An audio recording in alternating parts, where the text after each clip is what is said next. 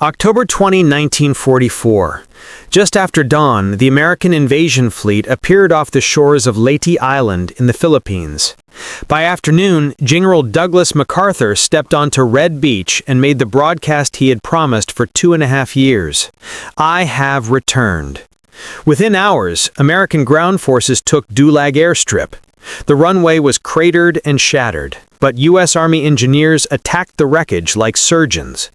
In less than a week, by October 27th, a makeshift 2,500-foot runway of Marston matting shimmered in the tropical heat. P-38 Lightnings were already landing. The airstrip was alive, and now it had to be defended. The 211th Anti-Aircraft Artillery Automatic Weapons Battalion arrived nearby on October 23rd. The unit had been born from the 208th Coast Artillery Regiment of the Connecticut National Guard and called into federal service back on January 6, 1941, before Pearl Harbor had even forced America fully into the war. They trained at Camp Edwards in Massachusetts, crossed the Pacific aboard the USS Matsonia, and for 30 months guarded rear area bases across Australia, New Guinea, and the Dutch East Indies. They saw little combat but gained deep familiarity with their weapons, knowledge that would soon matter more than anyone expected. When the battalion arrived on Leyte, it brought some of the most advanced anti-aircraft weapons America possessed: the M16 multiple-gun motor carriage, a self-propelled half-track mounting the M45 Quad mount, 4 Browning M2 .50 caliber heavy machine guns arranged like the clenched fist of an angry giant. The turret was electrically powered, rotating in a full circle and elevating from -10 to 90 degrees with smooth motor-driven speed. Each gun fed from a 200-round ammunition box bolted directly to the mount, giving the turret 800 rounds ready to fire.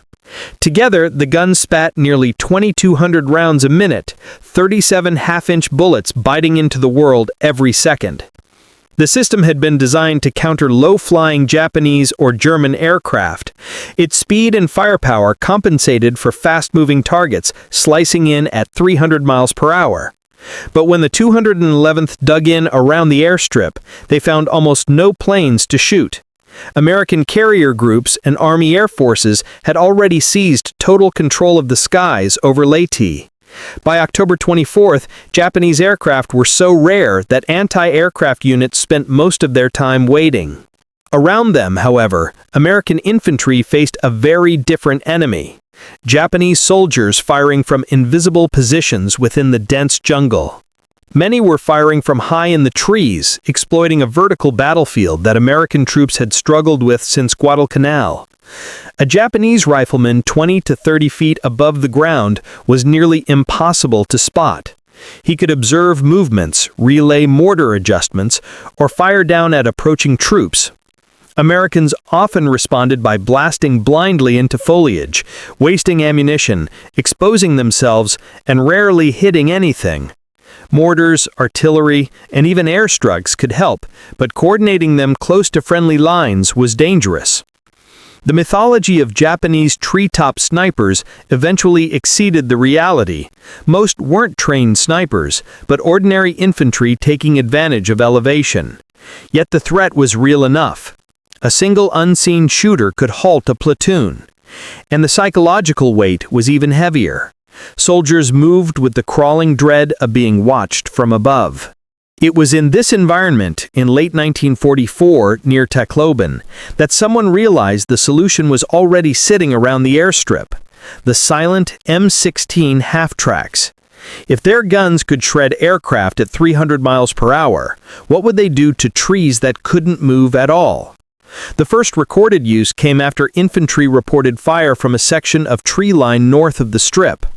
Rifle fire was useless, artillery too risky. Someone suggested trying the Quad 50. The gunner rotated toward the bearing, elevated the turret roughly 20 to 40 feet up, and fired a short burst, perhaps 5 to 10 seconds. The effect was catastrophic. Trees exploded, branches disintegrated. Hardwoods 18 to 24 inches thick were chewed through at the trunk. Anything or anyone inside the canopy was either hit directly or thrown down by falling timber and splintered debris. Japanese troops learned instantly that their old hiding places were now death traps. Infantrymen watching the demonstration spread the word. Within days, units along the perimeter were calling for Quad 50 support whenever they took fire from trees. Soon, other divisions on Leyte were requesting anti-aircraft units for ground support. The tactic spread as fast as rumor. If something is firing from a tree, call the Quad. The 209th AAA Battalion later used the same method near Manila in early 1945. Photographs even show their M16 half-track in downtown Manila listed as providing both anti-aircraft and ground fire support. By the end of 1944, the practice had become standard across American forces in the Philippines. Japanese after-action documents later revealed how effective this adaptation was. Observation posts in trees, once considered safe, were suddenly suicidal. Soldiers abandoned the practice of tying themselves to trees because being strapped to a tree ripped apart by .50 caliber fire meant certain death. American morale soared. The invisible treetop threat was finally answerable. As the campaign shifted to Luzon, the largest land battle of the Pacific, the quad mounts were used everywhere, cutting through jungle, smashing cave entrances, clearing ravines, suppressing fortified points. With Japanese forces entrenched in mountains, caves, and dense forest, infantry needed direct, overwhelming firepower the M16 provided with terrifying efficiency. Even though air defense remained their official role, anti-aircraft units spent equal or greater time firing at ground targets. By 1944, Japan had so few aircraft left that ground fire missions became their daily reality. In March 1945, the Army officially recognized what soldiers had already known for months, issuing a tactical bulletin recommending quad mounts for use against fortified ground targets and even tree positions. It didn't credit any unit or battlefield invention. Field innovations rarely received names or ownership, but it quietly formalized what the 211th and other battalions had pioneered out of necessity. Throughout the Philippines, the 211th performed with distinction. They were credited with shooting down over 40 enemy aircraft, the highest score of any anti-aircraft battalion in the campaign, while also providing critical ground support. Soldiers like Millis Ray Benfield earned multiple campaign stars and decorations as the battalion pushed across Leyte, Samar, and Luzon. By the time Japan surrendered in August 1945, the battalion had completed its mission and soon deactivated like many wartime units. The quad mount, however, lived on. Its brutal efficiency ensured it remained in American service for decades, used again in Korea, Vietnam, and beyond.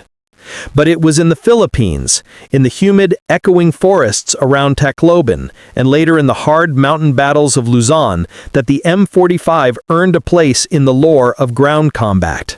A weapon built to defend skies had reshaped jungle warfare on the ground, proving that in war, adaptation is often as decisive as firepower.